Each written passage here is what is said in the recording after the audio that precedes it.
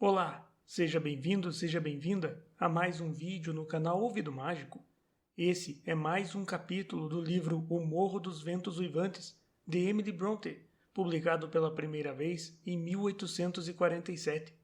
Antes, não esqueça de se inscrever no canal, deixar um joinha e, se puder me ajudar, meu Pix e o Apoia-se estarão na descrição e no primeiro comentário. Boa história!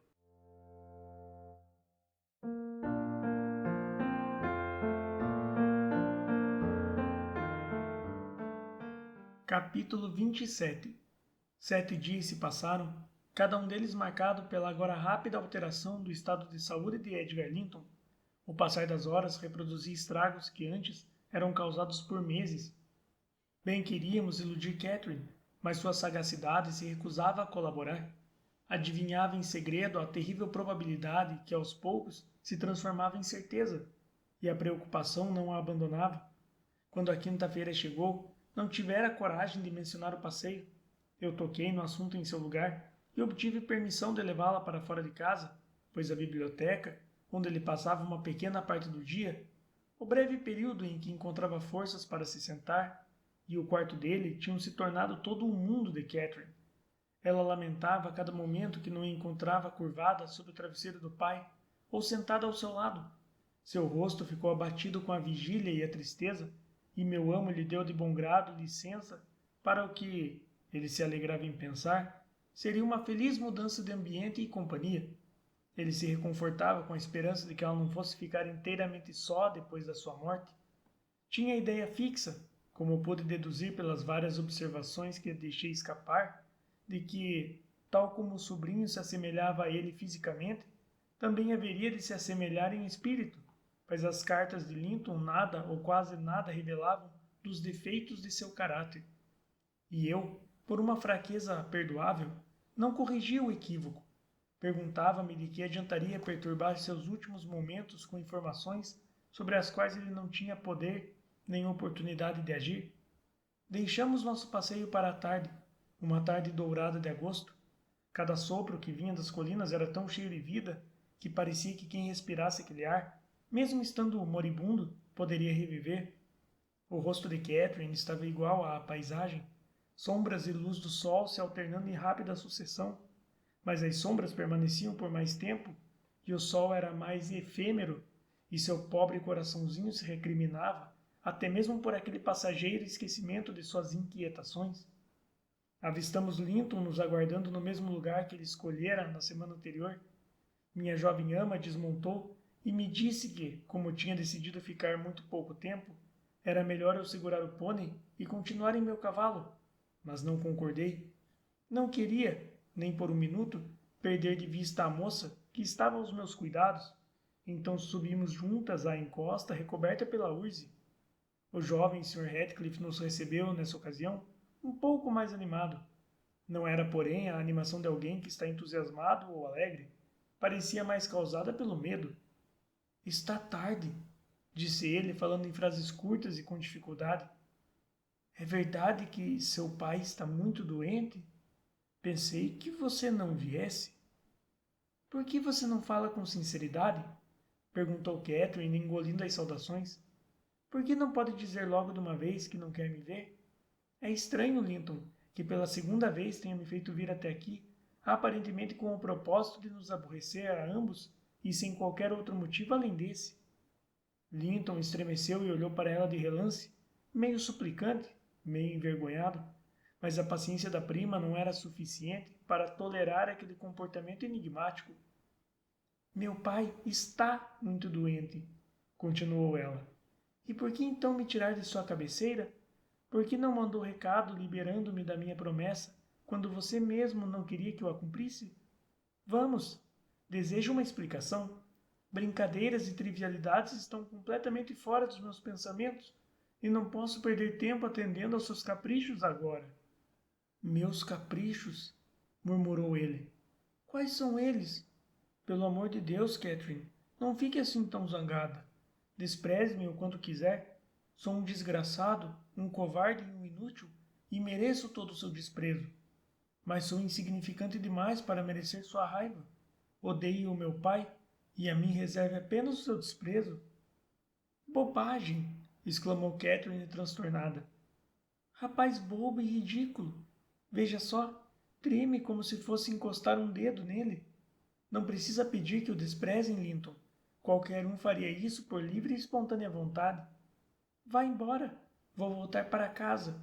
É uma tolice fazê-lo se arrastar para longe da sua lareira e fingir. O que é que estamos fingindo? Largue o meu vestido. Se eu tivesse pena de você por chorar e parecer tão assustado, deveria repelir desdenhosamente essa pena. Ellen, diga a ele quão vergonhosa é essa conduta. Levante-se. Pare de se degradar até parecer um réptil abjeto. Com o rosto banhado em lágrimas e uma expressão de agonia, Linton jogara seu corpo sem energia no chão. Parecia convulsionar de intenso terror. Ah! Soluçou ele. Não posso suportar isso. Catherine, Catherine, eu sou um traidor também e não ouso lhe dizer. Mas se você me abandonar, serei morto. Querida Catherine, minha vida está em suas mãos. Você disse que me amava e, se isso fosse verdade, não sofreria mal algum. Você fica, então? Minha boa, doce e gentil Catherine. E talvez você, de fato, consinta e ele me deixe morrer com você. Minha jovem ama, ao ver sua intensa angústia, inclinou-se para levantá-lo. O velho sentimento de indulgente ternura sobrepôs-se à sua irritação e ela ficou bastante comovida e alarmada. Consentir em quê? Indagou ela. Em ficar? Diga-me o que significam essas estranhas palavras, e eu fico. Você se contradiz e me confunde. Fique calmo, seja franco e confesse de uma vez por todas qual é esse peso em seu coração. Você não me faria mal. Faria, Linton? Não deixaria nenhum inimigo me prejudicar se pudesse evitar, não é? Acho que você é covarde no que diz respeito a si mesmo, mas nunca seria um covarde traidor da sua melhor amiga. Mas o meu pai me ameaçou, arquejou o rapaz, torcendo os dedos finos. E tenho muito medo dele, muito medo. Não ouso contar. Muito bem, afirmou Catherine com desdenhosa piedade. Guarde o seu segredo. Eu não sou covarde. Proteja-se. Eu não tenho medo. Sua magnanimidade levou-o às lágrimas. Ele chorava copiosamente, beijando as mãos que o apoiavam, mas ainda assim não conseguia reunir coragem para falar. Eu me perguntava qual seria o mistério e estava determinada a evitar que Catherine viesse a sofrer por causa dele ou de qualquer outra pessoa. Nesse momento, ouvindo o ruído de passos na urze, ergui o rosto e vi o Sr. Ratcliffe, já quase chegando onde estávamos, descendo de Heights. Não lançou um olhar na direção dos dois jovens, embora estivessem perto o suficiente para os soluços de Linton fossem audíveis, mas, saudando-me no tom quase alegre que só assumia quando falava comigo, e de cuja sinceridade eu não podia evitar duvidar, disse: Que novidade vê-la tão perto de minha casa, Nelly? Como vão as coisas em Grange? Conte-nos. O rumor que corre, acrescentou num tom de voz mais baixo, é que Edgar Linton está em seu leito de morte. Talvez estejam exagerando? Não, meu patrão está morrendo, respondi. Essa é a verdade. Uma tristeza para todos nós, mas uma bênção para ele. Quanto tempo você acha que ainda vai durar? Perguntou Radcliffe. Não sei, porque... Continuou olhando para os dois jovens, imóveis diante dele. Linton parecia não ousar se mexer ou levantar a cabeça, e Catherine não podia se mover, por causa do primo. Porque esse rapaz aí parece disposto a me derrotar, e eu ficaria grato se o seu tio se fosse logo, e antes dele. Ei, esse idiota tem se comportado sempre desse jeito, e eu já lhe dei umas boas lições para que não choramingasse.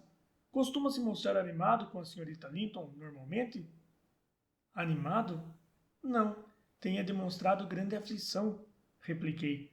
A tomar por seu aspecto, eu diria que, em vez de passear com a namorada pelas colinas, ele deveria estar na cama, aos cuidados do médico. E estará, dentro de 1 ou 2 dias, murmurou Radcliffe. Mas primeiro, levante-se, Linton, levante-se, gritou ele. Não fique se arrastando pelo chão. De pé, já! Linton caíra de novo e se encontrava prostrado no chão, em outro paroxismo de medo, causado pelo olhar do pai, imagino. Nada mais era capaz de lhe causar tal humilhação. Fez vários esforços para obedecer, mas suas poucas forças já pareciam aniquiladas, e ele voltou a cair com um gemido. O Sr. Ratcliffe se aproximou e o levantou, apoiando-o contra uma saliência coberta de grama. Muito bem, disse ele com ferocidade contida. Estou ficando zangado, e se você não controlar esse seu espírito desprezível, maldito seja. Ponha-se de pé logo de uma vez. Já vou, pai, arquejou o rapaz, mas me deixe em paz, ou acabo desmaiando. Fiz o que me pediu, tenho certeza. Catherine, pode lhe dizer que tenho estado animado. Ah, fique perto de mim, Catherine. Dê-me a sua mão. Pegue a minha, retrucou seu pai. Levante-se. Muito bem. Ela pode lhe dar o braço. Isso mesmo, olhe para ela. Deve estar pensando que sou o demônio encarnado, senhorita Linton, para provocar tamanho horror. Faça a gentileza de acompanhá-la até em casa, sim? Ele estremece se toco nele. Linton, meu querido, sussurrou Catherine. Não posso ir até Wuthering Heights. Papai me proibiu. Ele não vai lhe fazer mal. Por que está com tanto medo? Não posso voltar para aquela casa, respondeu ele. Não vou voltar para lá sem você. Basta, exclamou seu pai. Vamos respeitar os escrúpulos filiais de Catherine. Nelly, leve-o lá para dentro e vou seguir sem demora seu conselho de chamar o médico. É a coisa certa a fazer, respondi. Mas devo ficar com a minha ama. Cuidar do seu filho não é responsabilidade minha. Você é muito severa, reclamou Ratcliffe. Sei disso, mas vai me obrigar a beliscar o bebê e fazê-lo chorar para despertar sua caridade? Venha então, meu herói. Quer voltar para casa acompanhado por mim? E se aproximou mais uma vez, como se fosse apanhar a frágil criatura. Recuando, porém, Linton se agarrou à prima e implorou-lhe que o acompanhasse com uma urgência frenética que não admitia recusa. Por mais que eu desaprovasse, não podia impedi-la. Na verdade, como poderia ela própria ter se recusado? Não tínhamos meio de descobrir o que o enchia de terror, mas ali estava ele, impotente sob as garras desse medo, que parecia capaz de levá-lo às raias da insanidade, caso aumentasse ainda mais. Chegamos à porta da frente. Catherine entrou e fiquei parado ali, esperando que ela conduzisse o inválido até uma poltrona, saindo então imediatamente. Foi quando o Sr. Ratcliffe, empurrando-me para que entrasse, exclamou: Minha casa não está assolada pela peste, Nelly, e hoje estou com vontade de ser hospitaleiro. Sente-se e me permita fechar a porta. Fechou-a e a trancou também. Sobressaltei-me. Devem tomar o chá antes de ir embora? Acrescentou ele. Estou sozinho? Harrington foi levar umas cabeças de gado aos Lee, e Zillah e Joseph estão fora de folga. Embora eu esteja acostumado a ficar sozinho, prefiro uma boa companhia, se possível. Senhorita Linton, sente-se ao lado dele. Ofereço-lhe o que tenho. O presente não vale muito, mas é o que eu posso fazer. Refiro-me a Linton. Veja só como ela me olha. É curioso o sentimento de fúria que tenho contra tudo que parece ter medo de mim.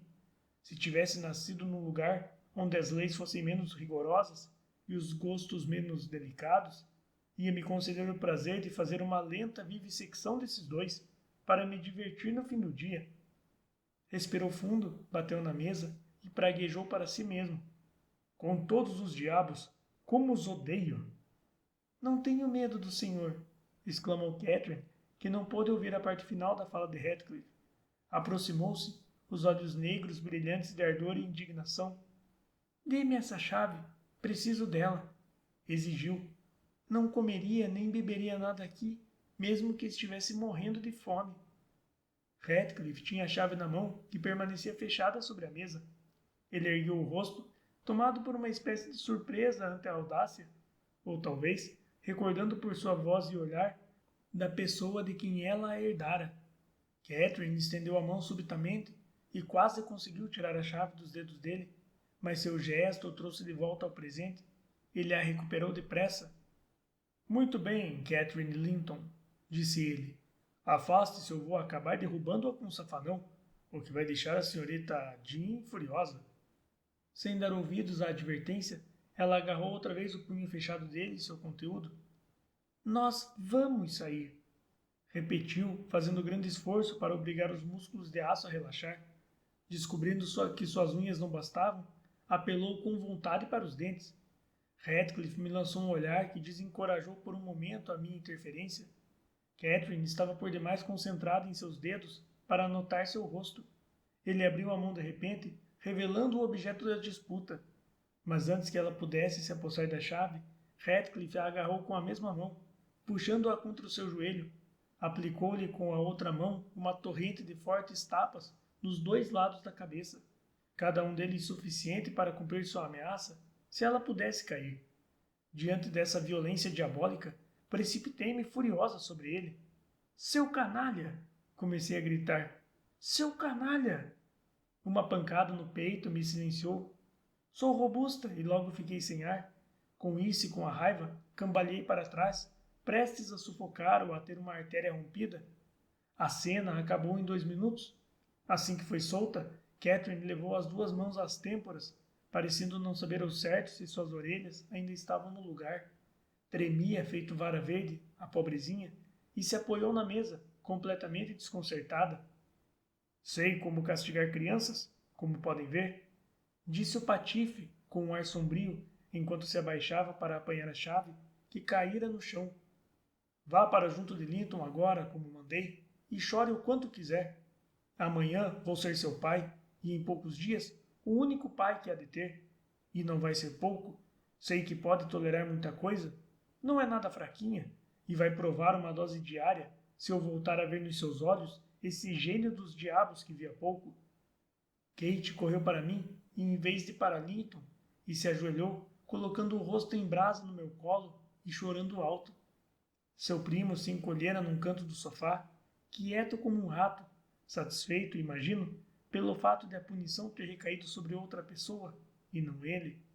O Sr. Radcliffe, vendo-nos a todos atônitos, levantou-se e foi preparar ele mesmo o chá. As xícaras e os pires foram postos na mesa. Ele serviu e me entregou uma xícara. Lave a sua bile, disse, e sirva a esse seu bichinho malvado e ao meu. Não está envenenado, embora tenha sido preparado por mim. Vou sair para buscar os seus cavalos. Nosso primeiro pensamento, assim que ele saiu, foi procurar uma forma de escapar. Tentamos a porta da cozinha, mas estava trancada por fora.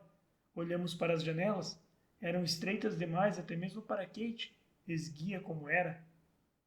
Master Linton! Exclamei, vendo que estávamos presas.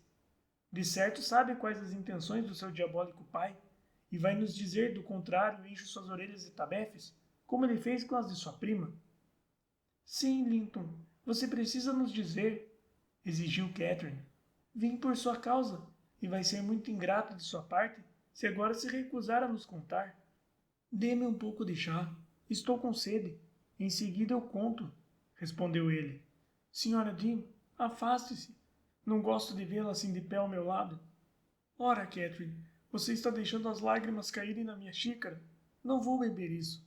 Sirva-me outra. Catherine lhe entregou outra xícara e enxugou o rosto. Eu me sentia enojada com a compostura daquele desgraçado, agora não mais tomado pelo terror. A aflição que demonstrara na charneca desaparecera assim que chegara a Wuthering Heights. Imaginei, portanto, que tivesse sido ameaçado com uma terrível explosão de ira, se não lograsse nos arrastar até lá. Tendo conseguido isso, não tinha mais nenhum receio imediato.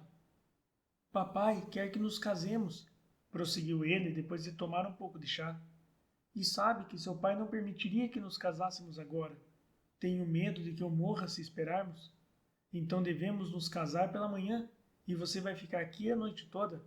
Se fizer o que ele quer, vai voltar para casa amanhã mesmo, e vai me levar com você. Levá-lo com ela, pobre miserável, exclamei. Casarem-se? Ora, o homem enlouqueceu, ou pensa que somos todos idiotas.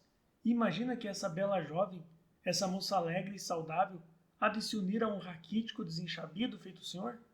Por acaso nutre a esperança de que alguém, quanto mais a senhorita Catherine Linton, iria querer tê-lo por marido? Merece uma surra de chicote por nos trazer até aqui, com seus truques covardes. Não fique com essa cara de bobo.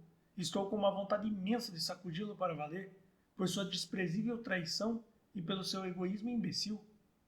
Sacudi-o um pouco, mas isso fez com que ele começasse a tossir.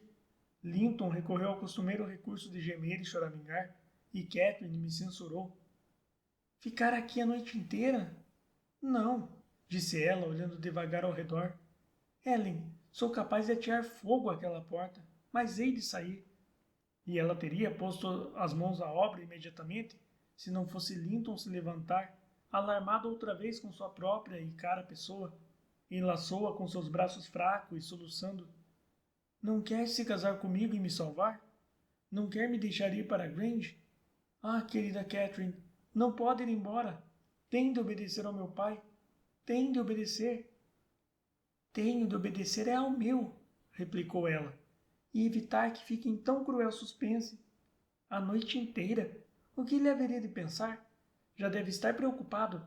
Vou sair desta casa, nem que tenha que quebrar ou queimar alguma coisa para isso. Fique quieto. Você não corre nenhum risco, mas se tentar me impedir... Linton, eu amo o papai mais do que a você. O terror mortal que ele sentia da ira do Sr. Ratcliffe devolveu ao rapaz sua covarde eloquência. Catherine quase se deixou distrair por ele, mas ainda assim persistiu em sua determinação de ir para casa e tentou se valer da súplica, ela também, persuadindo-o a esquecer por um momento de sua aflição egoísta. Estavam nisso quando nosso carcereiro voltou. Os seus cavalos se foram, anunciou ele. E, ora, Linton, choramingando outra vez? O que foi que ela andou lhe fazendo? Vamos, vamos, chega disso. Vá para a cama. Dentro de um mês ou dois, meu rapaz, você vai poder dar a ela o troco de suas atuais tiranias. Anseia por puro amor, não é mesmo? Mais nada no mundo, e ela há de ter você. Vamos para a cama. Zilá não está aqui esta noite. Você tem de se despir sozinho? Psiu, não faça barulho. Quando estiver em seu quarto, não vou chegar perto de você. Não precisa ficar com medo. Por sorte, você agiu razoavelmente bem. Eu cuido do resto. Disse essas palavras enquanto segurava a porta aberta para que o filho passasse, coisa que este fez exatamente como um cachorro que desconfiasse que a pessoa, segurando a porta, planejava fechá-la cruelmente sobre ele. A porta voltou a ser trancada. Ratcliffe aproximou-se da lareira junto à qual minha ama e eu permanecíamos de pé, em silêncio. Catherine ergueu os olhos e instintivamente levou a mão ao rosto. A proximidade dele revivia uma sensação dolorosa. Qualquer outra pessoa teria sido incapaz de reagir com severidade àquele gesto infantil, mas ele franziu o senho para ela e resmungou. Ah, quer dizer que não tem medo de mim? Sua coragem está bem escondida. Você parece morta de medo. E eu estou com medo agora, replicou ela, porque, se ficar aqui, papai vai ficar muito preocupado. E como posso suportar a ideia de lhe causar qualquer preocupação quando ele... Sr. Ratcliffe, deixe-me voltar para casa. Prometo me casar com Linton. Papai aprovaria e eu o amo. Por que razão quer me forçar a fazer o que o faria de bom grado? Ele que ouse forçá-la, exclamei. Há leis nestas terras, graças a Deus. Há mesmo, embora estejamos num lugar tão remoto. Eu haveria de denunciá-lo, mesmo que fosse meu filho. É um crime sem a bênção da igreja? Cale-se, disse o canalha. Vá para o diabo com os seus protestos. Não é com você que estou falando. Senhorita Linton, terei um prazer singular com a ideia de que seu pai vai ficar preocupado. Não vou nem conseguir dormir de tanta satisfação. A senhorita não teria encontrado maneira mais segura de residir sob meu teto nas próximas 24 horas do que me informando que isso traria tais consequências. Quanto à sua promessa de se casar com Linton, vou cuidar para que a cumpra, pois não vai deixar esta casa enquanto isso não acontecer.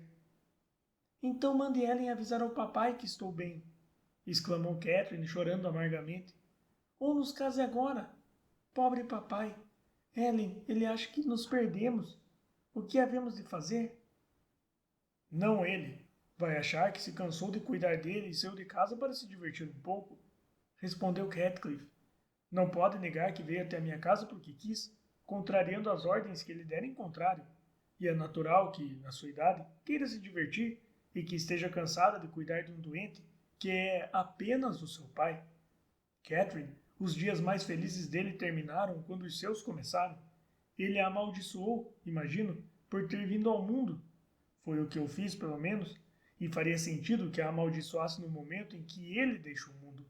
Eu me juntaria a ele. Não tenho afeto pela senhorita, como poderia. Chore o quanto quiser. Pelo que me diz respeito, chorar vai ser a sua principal diversão daqui por diante. A menos que Linton compense outras perdas, e o seu previdente pai parece acreditar que ele tem condições de fazer isso.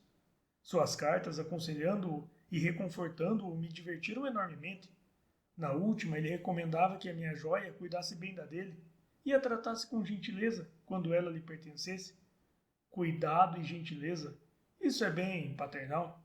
Mas Linton devota a si mesmo todo o seu estoque de cuidado e gentileza. Faz bem o papel de pequeno tirano. Tortura gatos que não têm dentes nem garras. Você vai poder contar ao tio dele belos relatos de sua gentileza quando voltar para casa, eu lhe garanto. Nisso o senhor tem razão, fiz coro. Explique a ela como é o caráter de seu filho, mostre-lhe como se parece com o senhor, e então espero que a senhorita Kate pense duas vezes antes de aceitar aquela víbora. Não me importa muito a falar de suas boas qualidades agora, respondeu ele, porque ela deve aceitá-lo ou seguir sendo prisioneira, e você com ela até o seu amo morrer.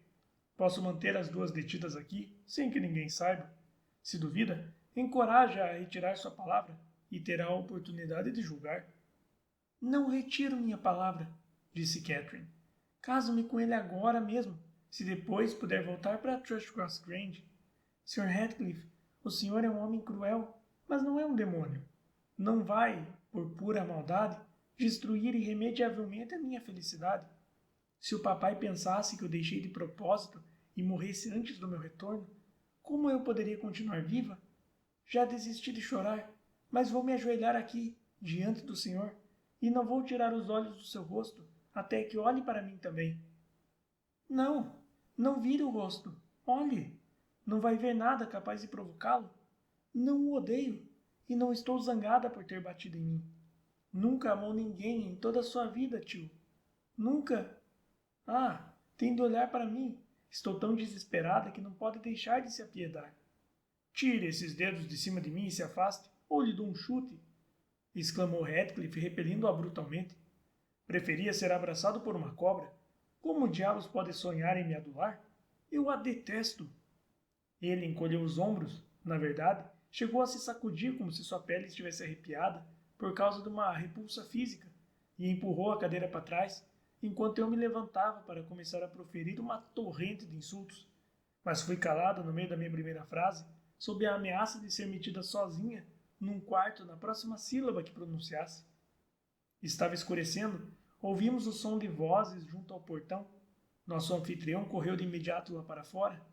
Ele tinha a cabeça fria, nós não.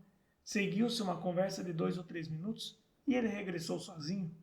Pensei que fosse seu primo Hareton. Comentei com Catherine. Gostaria que voltasse. Quem sabe não ficaria do nosso lado?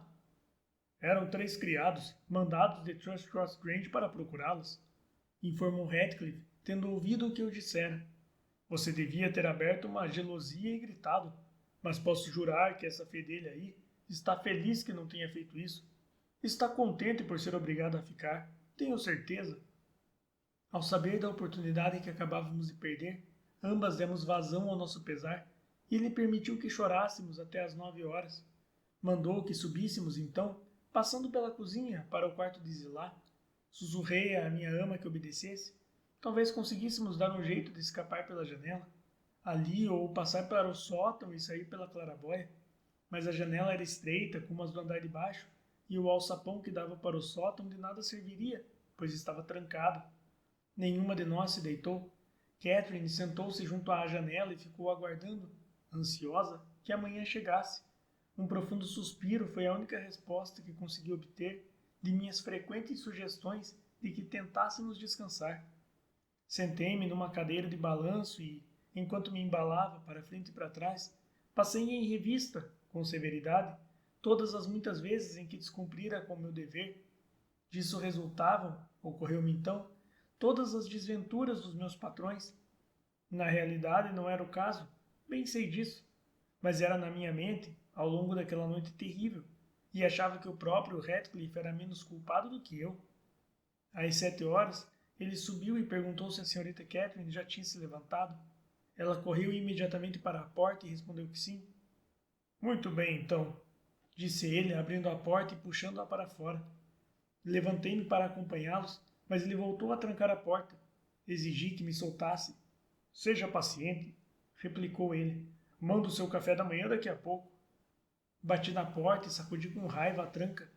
Catherine perguntou por que eu ainda estava trancada ali. Ele respondeu que eu teria de aguentar por mais uma hora. E se foi. Tive de aguentar por mais 2 ou 3, até ouvir passos, por fim. Não eram os de Heathcliff. Trouxe um pouco de comida para você, disse uma voz. Abra a porta. Obedecendo de bom grado, deparei-me com Hareton, trazendo comida o bastante para me sustentar por um dia inteiro. Tome, acrescentou ele, passando-me a bandeja. Fique um instante, comecei a dizer. Não, exclamou ele, e se foi, apesar de todas as minhas súplicas para que ficasse. E ali permaneci, fechado o dia inteiro, e toda a noite seguinte, e mais um, e mais uma.